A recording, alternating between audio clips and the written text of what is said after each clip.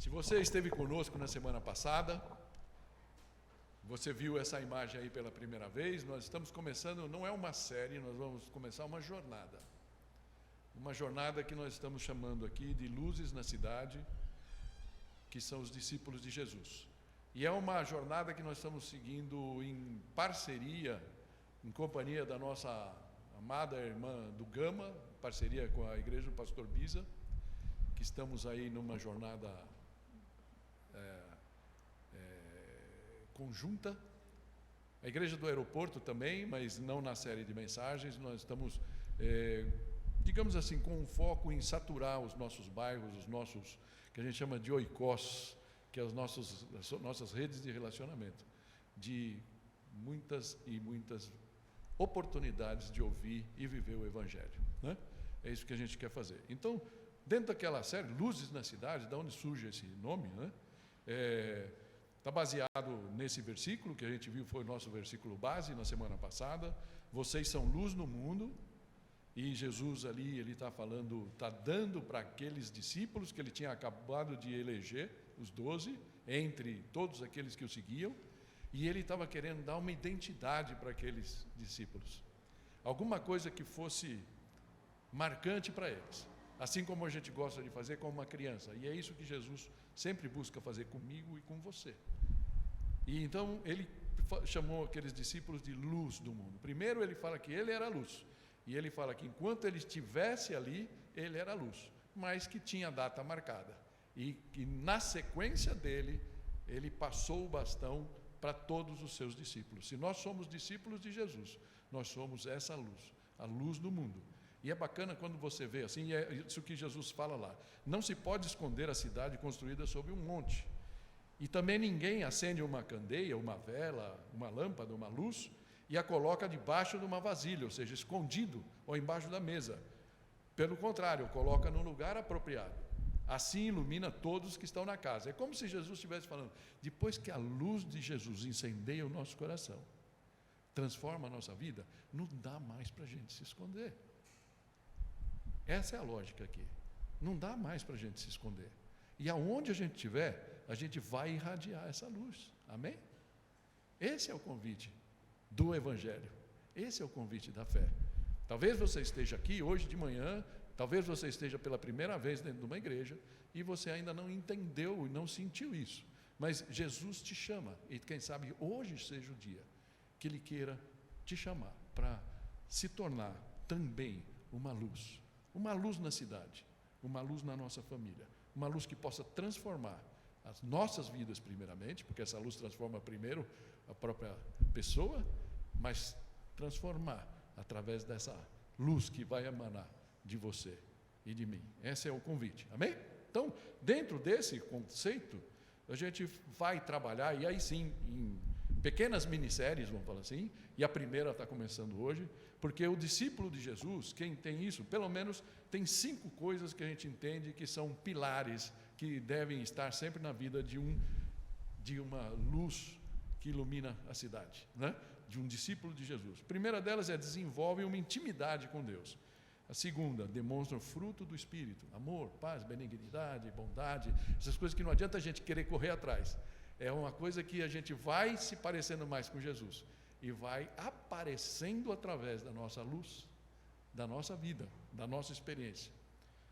Outra coisa, usam os dons para o reino, os dons espirituais que Deus vai nos dando, contam as suas histórias de graça, que as pessoas chegam, mas por que você mudou? O que acontecia com você? Mas o que mudou? E você tem uma história para contar.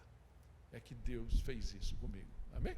E, por último, administrar a sua vida para Jesus. Como a gente pode ser mordomos de tudo aquilo que Deus nos deu. Então, isso aqui a gente vai ver. Hoje, a gente vai ver esse primeiro ponto, começando nele, né? Vão ser vários. Então, eu estou aqui separando esse intimidade com Deus, como aquele primeiro ponto que a gente precisa desenvolver, e eu queria, então, trabalhar um pouquinho nisso hoje, amém? Que o Senhor possa abençoar a gente nas leituras que a gente vai fazer aqui. Então, primeira coisa, só para a gente poder pontuar, intimidade com Deus é uma coisa que precisa acontecer uma coisa antes para a gente poder ter, sim ou não? Né? Então, e a palavra é reconciliação. Reconciliação. E é interessante que, por quê? Porque a gente nasce Nós vimos toda a série de Gênesis, quem tem acompanhado os nossos cultos, né?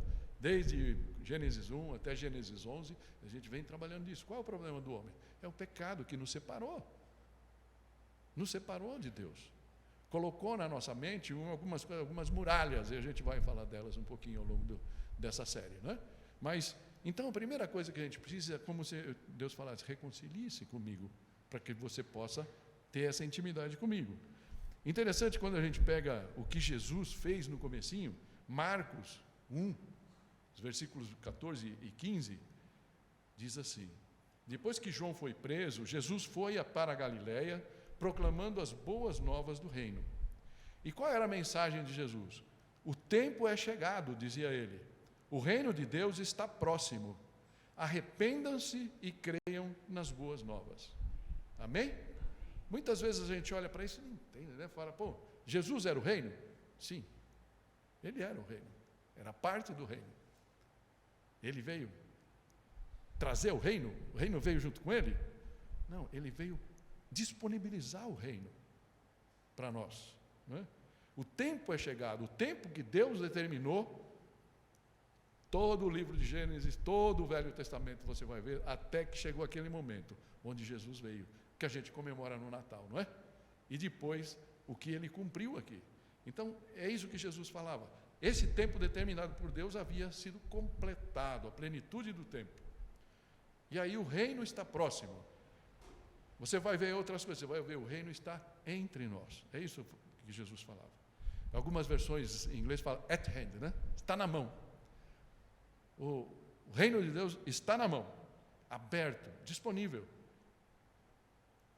Você consegue entender isso? O reino está aqui. E ele pode ser vivido. E a jornada da fé é você virar a chave.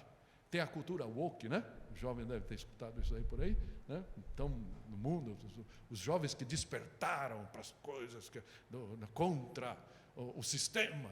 Mas, na verdade, o verdadeiro woke, o verdadeiro desperto, é aquele que consegue despertar para o reino. Por isso que Jesus falava, ninguém pode ver o reino de Deus se não nascer de novo. Amém? Esse é o convite que Jesus fazia.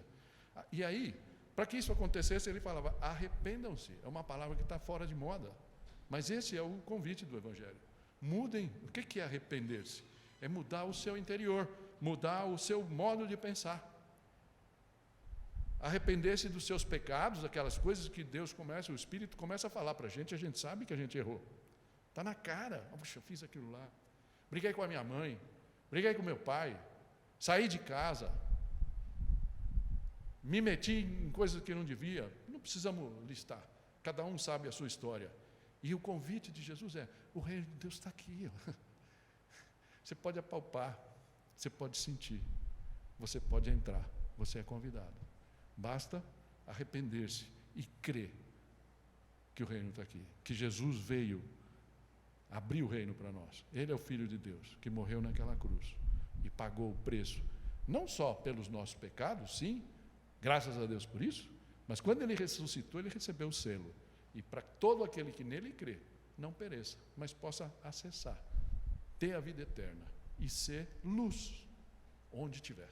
Amém? Esse é o convite. Então, Jesus veio romper essa barreira. Mas que mais a intimidade fala? E aqui é um pouquinho de teoria, muito rápida, e a gente vai ver isso através de textos depois.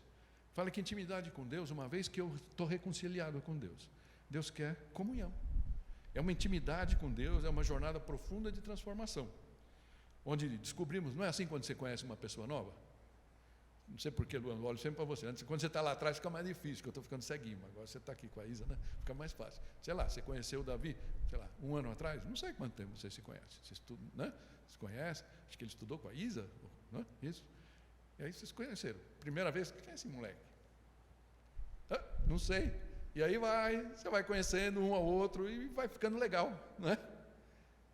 A ponto de quando um ou outro faz alguma coisa que não é tão legal, você fala, pô, mas ele é legal, ele pode estar fazendo uma coisa que não é muito legal, mas nosso relacionamento vale a pena.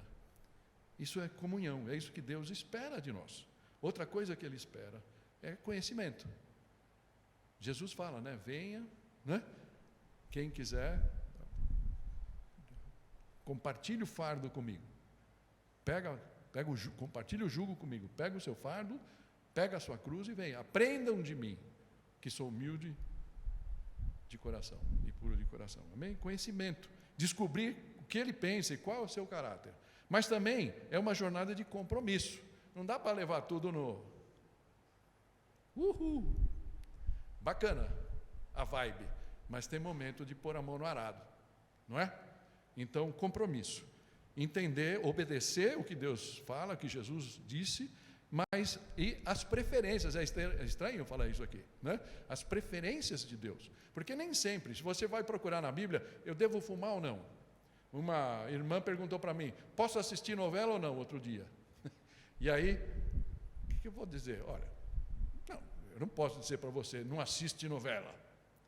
O que eu faço é o seguinte, se você abrir o seu coração para Jesus, Ele está trabalhando na sua vida, de repente você vai ver alguma novela, você vê um capítulo, tudo bem, não aconteceu nada, não senti nada. Tem alguma coisa lá, começa a te incomodar. E aí é aquela coisa do relacionamento. Aí você fala, olha, é hora de eu largar essa novela aqui, né? É hora de eu mudar de canal. Por exemplo, fumar a mesma coisa, beber a mesma coisa, tantas outras coisas que a gente pode fazer, né? Sexo antes do casamento, mesma coisa. Tantas coisas que a gente precisa aprender. Compromisso, saber o que está no coração de Deus. Amém?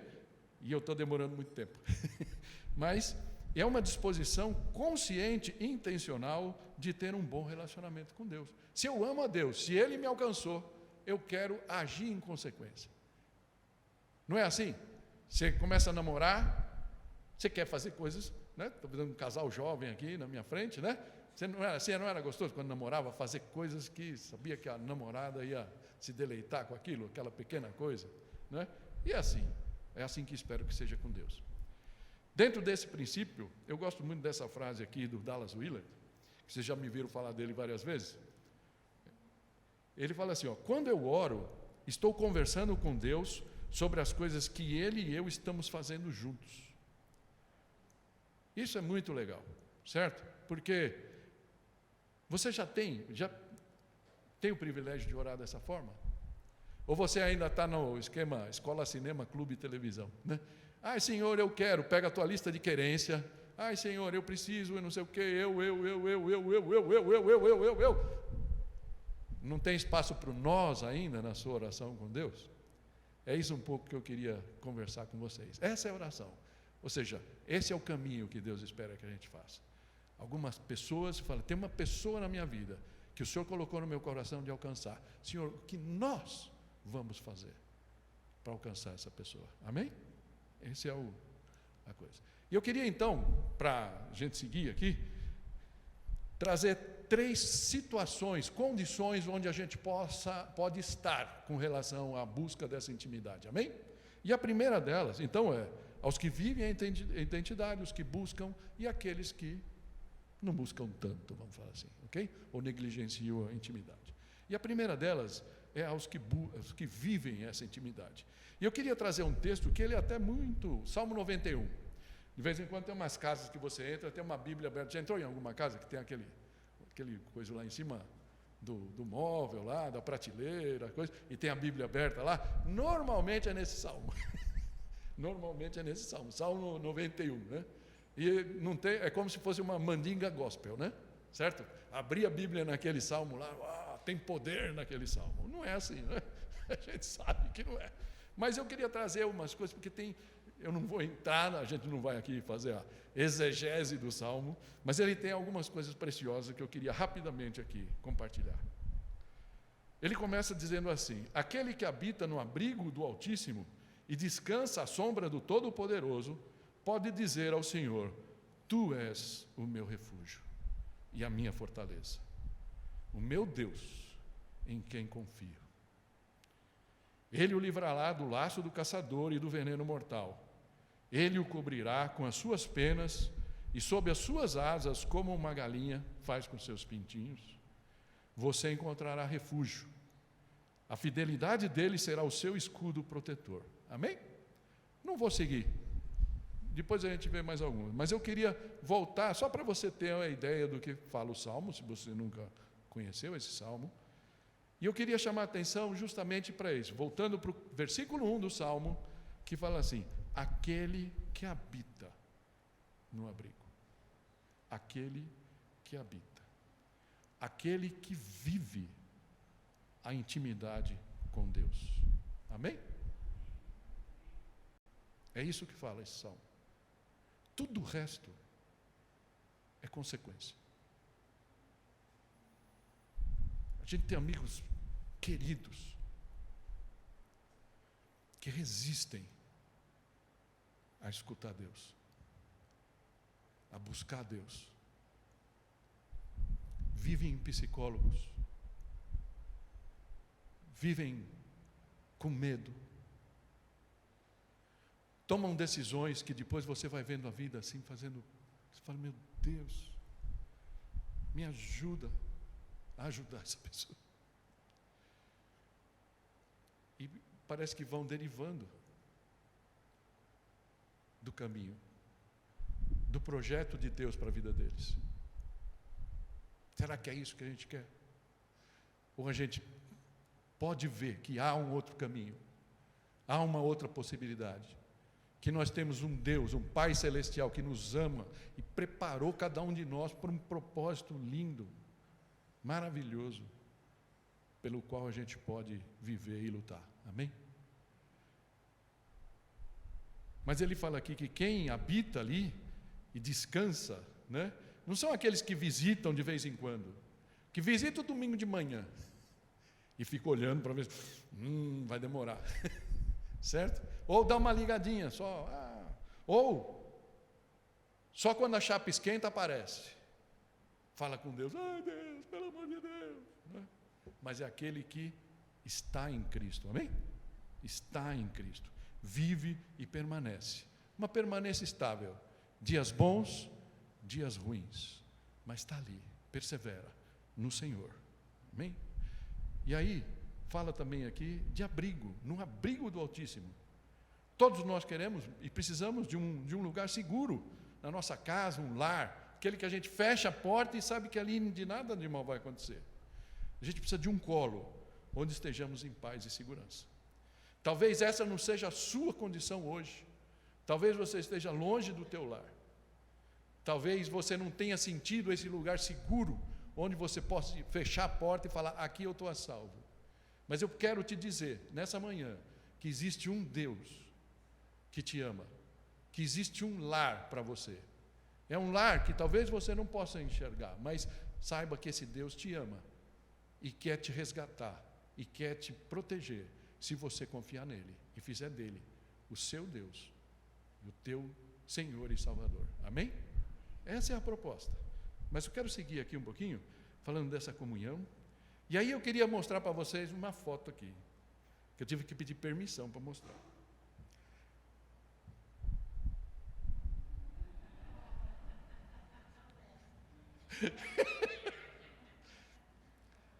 Está no colo, não está no colo da mãe, está no colo da avó ali. Mas está tranquilo, né? Está muito bem ali, dormindo na boa. Mas existe um colo para ele que é melhor. Infelizmente a foto não é tão boa quanto essa daí. Essa daqui. Está com a mãe, no colo da mãe. Eu não sei se dá para... A qualidade da foto não é tão boa. Mas é impressionante como o semblante é diferente. Quando ele está ali no colo da mãe, sente o cheirinho da mãe, sabe que o suprimento está ali pertinho, não é? E aí ele relaxa, descansa. Ele sabe. Por isso que o Salmo fala assim, aquele que habita no abrigo do Altíssimo e descansa na sombra do Todo-Poderoso, pode dizer ao Senhor, tem autoridade, ganha autoridade e conhecimento para dizer, tu és o meu refúgio e a minha fortaleza, o meu Deus em quem confio. Comunhão, conhecimento e confiança. Essa é a jornada da intimidade, o que nós podemos ter. Amém? Vou seguir só mais um pouquinho, mas esse salmo também fala de compromisso, porque o versículo 9 fala assim: se você fizer do Altíssimo o seu refúgio, nenhum mal o atingirá, desgraça alguma chegará à sua tenda. E aí o versículo 14 fala lá, porque Ele me ama, é como se Deus respondendo, porque Ele me ama, em alguns textos, né? Porque a mim se apegou por amor, isso eu lembro da música lá do Vencedores, da Lagoinha, né? Porque a mim se apegou com amor, eu o resgatarei, eu o protegerei, pois conhece o meu nome. Amém? Essa é a jornada de quem já se aproximou dessa intimidade, tem desenvolvido essa intimidade com Deus. Mas existem aqueles ainda que anseiam essa intimidade, que estão no caminho, e talvez sejam muitos de nós aqui hoje. O que diz Jesus sobre isso? Jesus, em Mateus 6,33, ele fala: busquem, pois, em primeiro lugar, o reino de Deus e a sua justiça, e todas as demais coisas, algumas versões dizem, todas essas coisas lhe serão acrescentadas. Amém? Interessante que, pensando nisso, me veio uma música que eu gosto, a gente não tocou nenhuma vez aqui na igreja, porque ela é meio difícil aí, tem uns truquezinhos para tocar. O nome da música é A Boa Parte, e fala justamente de Jesus na casa de Maria e Marta. Imagina o que é intimidade com Deus. Deus vai na tua casa, Deus está lá dentro, e Maria se ajoelhou ali, arrumou um cantinho e se aconchegou aos pés de Jesus para sugar cada milímetro que fosse possível. E Marta, para cima e para baixo, fazendo almoço, procurando tudo. E aí Marta chega para Jesus: Jesus, dá uma bronca na minha irmã, olha aí essa folgada, ao invés de me ajudar. Não é essa a história? Tenho tantas irmãs que encaixam nisso aqui. Mas Jesus vira para ela e fala assim: Marta, Marta, você está preocupada e inquieta com muitas coisas, todavia apenas uma é necessária: buscar o reino de Deus em primeiro lugar. Maria escolheu a boa parte, e esta não lhe será tirada. Quando nós colocamos o reino de Deus como prioridade na nossa vida, todas as outras coisas se encaixam. Nosso namoro, nosso futuro, em termos de profissão, até a profissão acadêmica, vamos falar assim, o curso, os nossos relacionamentos, a nossa casa, eles vão se encaixando. E essa é a promessa. Então, se você está buscando, você fala: eu não sou íntimo de Deus, eu queria aprofundar isso. Busca o reino de Deus. Todas essas outras coisas que ocupam a sua mente, Jesus fala: olha, nada é proibido. Dá para perceber isso? Lógico, tem coisas que são proibidas. E aqui eu vou gastar mais um minuto para falar de uma coisa que eu aprendi com um brasileiro que mora nos Estados Unidos, nos visitou quando eu estava começando a ser pastor. Portanto, então já faz uns 12 anos que ele esteve aqui nesta igreja. A gente tinha acabado de mudar, o Ruben Ruba. E aí uma vez eu vi uma pregação dele, não conhecia, busquei, e eu vi ele falar uma coisa que me marcou e eu achei muito sábia. A gente muitas vezes pensa que a vontade de Deus é como, imagina o alvo, né? Aquele coisa lá que você tem que atirar a seta, e você tem que acertar ali no pontinho central lá, aquela coisinha lá de 1 centímetro, 2 centímetros, você tem que com a seta acertar. E não é assim, não é assim. É como se Deus nos desse uma avenida para a gente andar e percorrer. De um lado dessa avenida estão os mandamentos, e do outro os princípios do coração de Deus, o que Deus espera da gente. Tudo que a gente fizer nesse meio, Ele vai nos abençoar e nós vamos poder seguir. Amém? Então, buscamos isso, buscamos fazer isso, mas algumas vezes a gente fica querendo buscar essas coisas tão fora da avenida.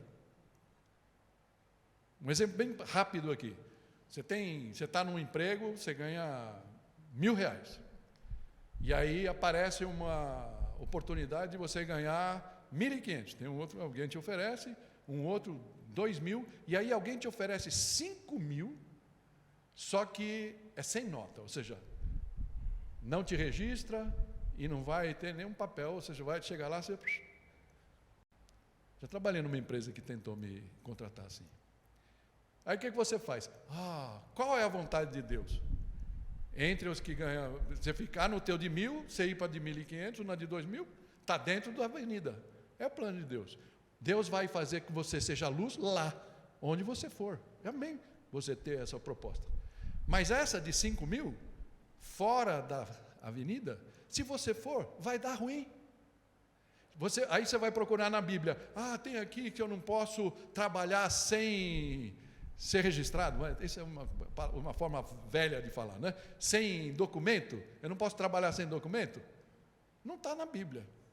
Mas é aquele negócio de saber as preferências de Deus, né? Saber onde está, quais são os princípios da nossa fé. E é isso que a gente tem que buscar. Buscar primeiro o reino de Deus. Esse daqui eu poderia até pular. Porque Jesus é mais específico. Mas como eu vou fazer isso? Ele fala, peçam e lhes será dado. Busquem e encontrarão. Batam e a porta lhes será aberta. Pois todo o que pede, recebe. E o que busca, encontra. E aquele que bate, a porta lhe será aberta. Esse é o chamado de Deus para nós. Paulo pregando lá no Areópago, né? Não vou falar disso, mas ele fala, olha, você pode procurar, Deus fez assim, colocou a gente em todo lugar, para que a gente tateando pudesse encontrar Deus. E Ele não está longe da gente, Ele está aqui, Ele está do seu lado, Ele está esperando o seu convite para entrar. Amém? Último, e o mais duro, mas vou tentar fazer ele mais light quanto possível. Aos que negligenciam a intimidade. Está tudo bem. E é interessante que nós vamos para Apocalipse 3, uma carta dura. E pulando para o final dessa carta, tem essa chamada de Jesus. Eis que estou à porta e bato. Eis que estou à porta e bato. E aí, o que fazer?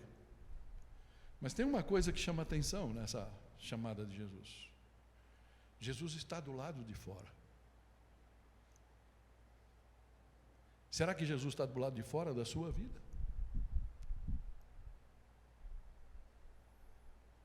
Sabe que Deus é tão maravilhoso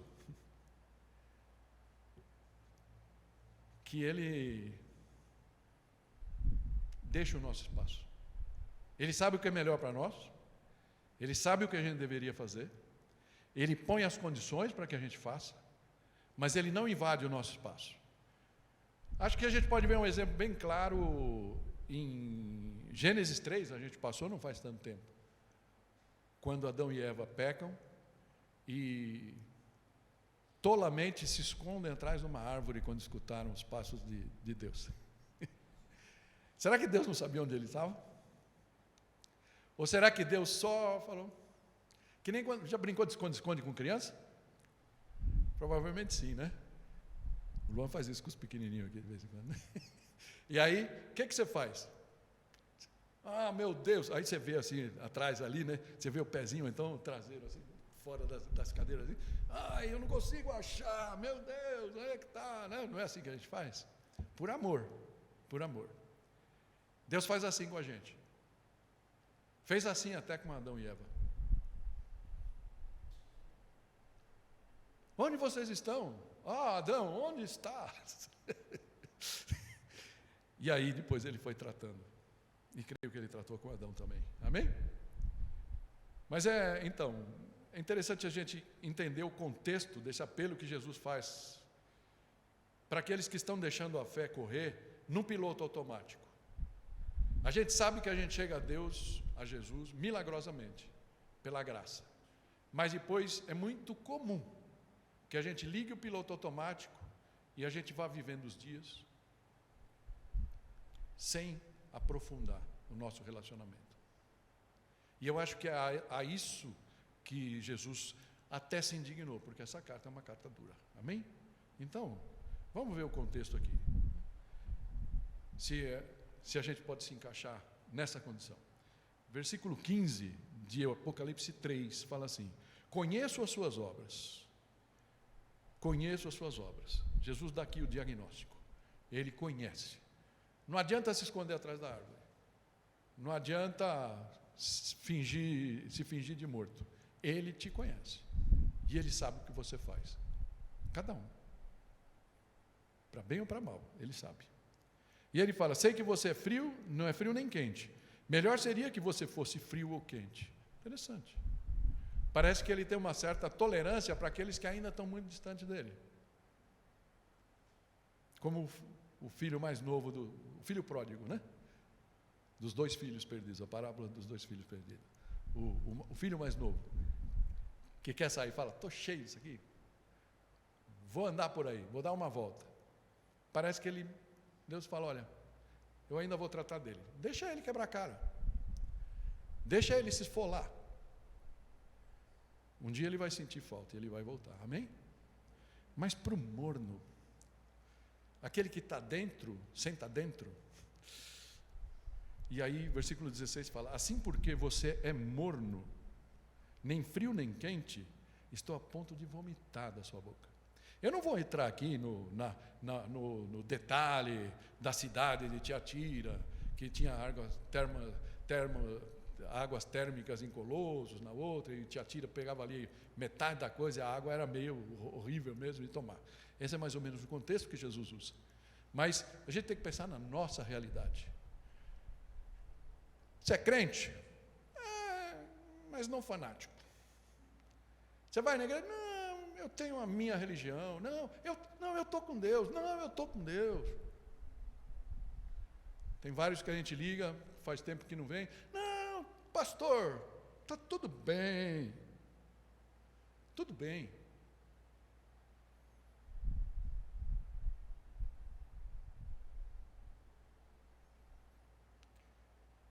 Você diz, estou rico, adquiri riquezas e não preciso de nada. Não reconhece, porém, que é miserável, digno de compaixão, pobre, cego e que está nu. Aí você fala, eu não sou rico, não sou rica, estou livre dessa aqui, não é comigo. Mas é outro tipo de riqueza. Não é necessariamente riqueza material. Funciona igualmente quando a gente está satisfeito com a nossa vida. Está tudo bem. Estou com os meus pintinhos em casa, tenho dinheiro suficiente para ter uma vida cômoda, tenho os meus conceitos de vida, de certo, de errado, não necessariamente alinhado com a Bíblia, mas, né? Na ótica da pessoa está tudo bem, tudo caminhando. Mas é interessante que fala aqui, adquirir riquezas e não preciso de nada. É como se falasse, eu confio no meu taco, nas minhas obras. Eu sou o dono do meu nariz. Precisa de alguma oração? Não. Tudo bem. Já ouviu isso?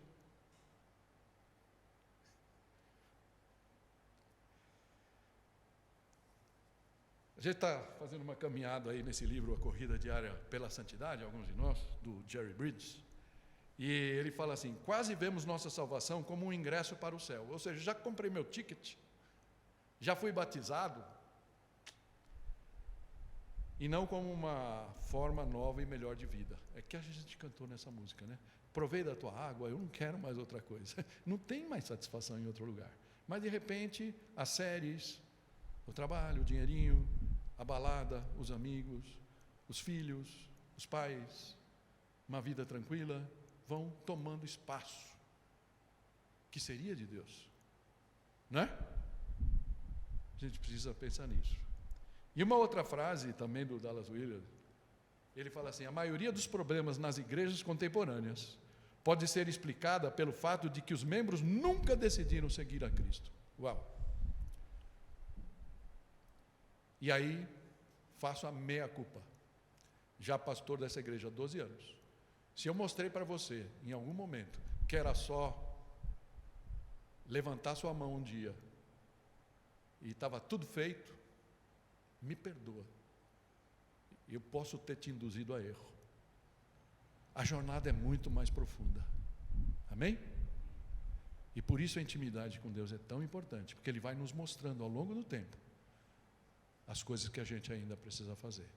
para se alinhar, sermos mais luz onde a gente estiver. Amém? E é interessante que o versículo 18, a gente já está quase chegando ao fim aqui, fala assim: dou-lhe este conselho, compre de mim. Interessante, Deus fala isso, Jesus fala isso: compre de mim, compre de mim. Você não é rico? Não é rica? Compre de mim. O quê? Ouro refinado no fogo, ouro celeste. Não é o ouro de tolo.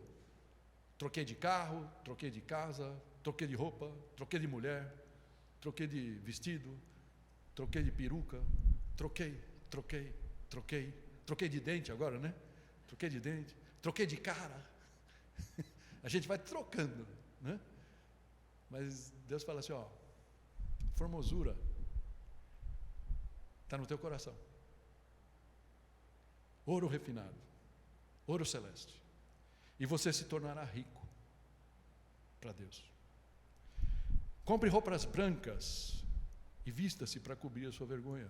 Roupas brancas são aquelas com quem a gente vai encontrar no final do céu, está em Apocalipse, todos com as suas vestes alvas, roupa de festa, livres dos seus pecados.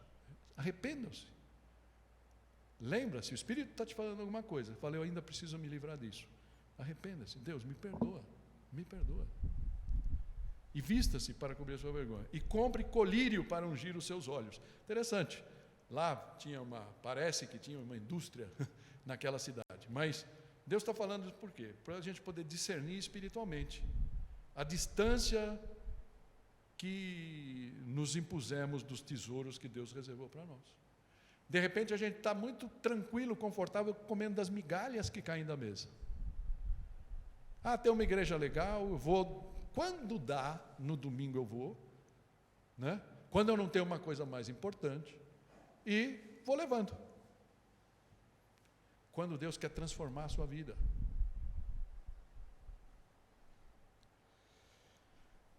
E aí ele fala, repreendo e disciplino aqueles a quem amo. Por isso, seja diligente e arrependa-se.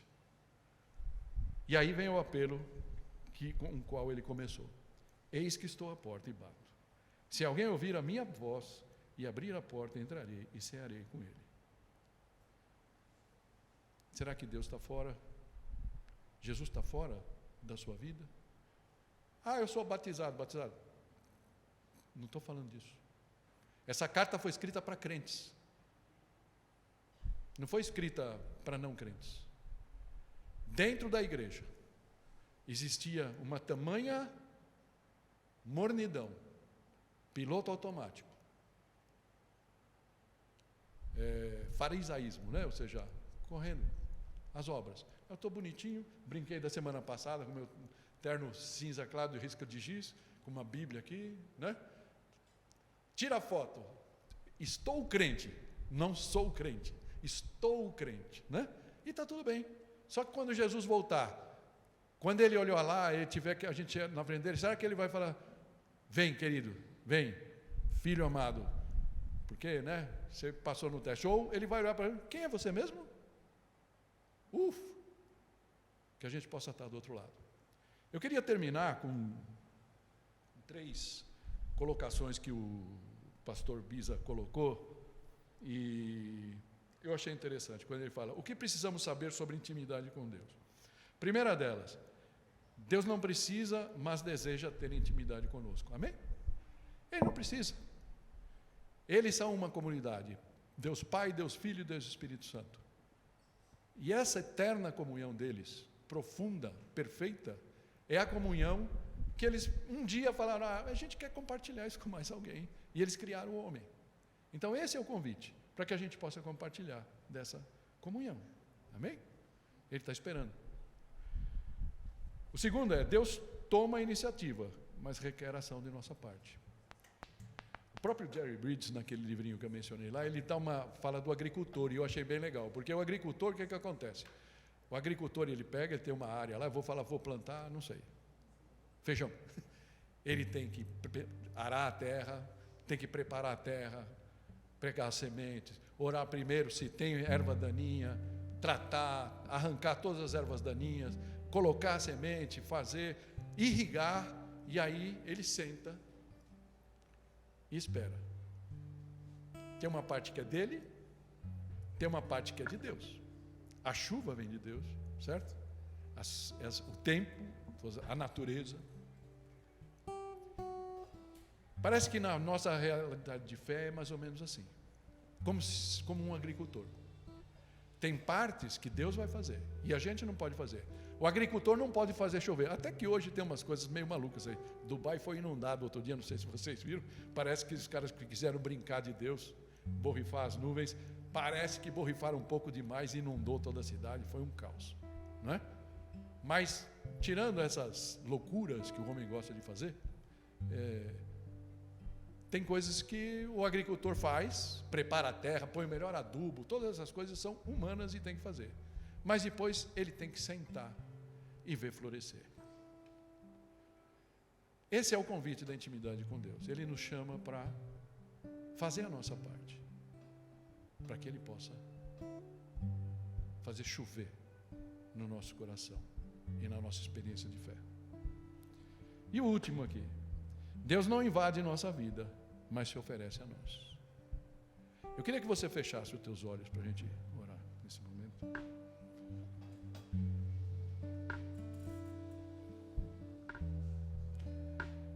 Cada um de nós está num momento. Talvez você já esteja vivendo essa intimidade, na sua plenitude. Tenho aprendido que nunca dá para ser 100%. Sempre tem mais. Quanto mais a gente busca Deus, mais Ele aprofunda, mais Ele nos usa. Talvez você esteja naquele segundo grupo, naqueles que buscam. Fala: Senhor, eu quero te conhecer melhor, ser mais próximo de Ti, mas eu não estou sabendo como, Senhor. Queria que você orasse pensando nisso, buscando a Deus nesse sentido. Mas talvez você esteja nesse outro grupo, da fé burocrática. Estou indo lá, estou dando dízimo, escuto a mensagem na terça-feira, quando coloco, quando dá. Mas Deus tem um plano para todos nós, para cada um de vocês. E porque Ele ama vocês, Jesus morreu por você também. E Ele quer se reconciliar contigo. Ele quer ser teu amigo, como Ele foi a proposta e o convite que Ele fez para aqueles 12 discípulos. Vocês não serão mais meus servos, mas vocês serão os meus amigos. Eu quero chamar vocês de meus amigos. E essa é a proposta do Pai para cada um de nós. Senhor Deus, nós te agradecemos pela Tua palavra que é tão rica. Senhor, nos ensina a sermos mais íntimos Teus, Senhor. Buscar a Ti, buscar a Tua face. Ó Senhor, fala no nosso coração, Senhor. Aqui entre nós temos aqueles que ainda não Te conhecem. Nunca oraram recebendo a Ti como seu Senhor e Salvador. Eu peço que o Senhor prepare eles e possa falar o coração deles. Se tiver alguém aqui que quer hoje convidar Jesus a entrar no seu coração, que você possa orar junto comigo agora. Senhor Jesus, eu me arrependo da vida que eu tenho levado. E eu quero te convidar para vir fazer diferença, fazer morada na minha vida, Senhor. Eu estou ouvindo o bater da porta. Eu sei que o Senhor está do lado de fora da minha vida. Eu tenho sido resistente a Ti. Mas entra hoje e faz diferença na minha vida. Perdoa os meus pecados em nome de Jesus. Me ensina o que fazer a partir de hoje. Mas se você está no caminho, está buscando, eu oro ao Senhor assim: Senhor Deus, mostra-te a cada um aqui. Perdoa, Pai, toda a nossa fraqueza, a nossa falta de perseverança. Nos ensina como nos aproximarmos de Ti. Nos ajuda a deixar para trás, ó Pai, a nossa fé burocrática, Senhor. Nós queremos entender qual é o verdadeiro prazer e a satisfação que há em te conhecer melhor e andar contigo a cada dia. Para que a gente possa aprender a habitar realmente no teu abrigo, Senhor. Em nome de Jesus. Amém.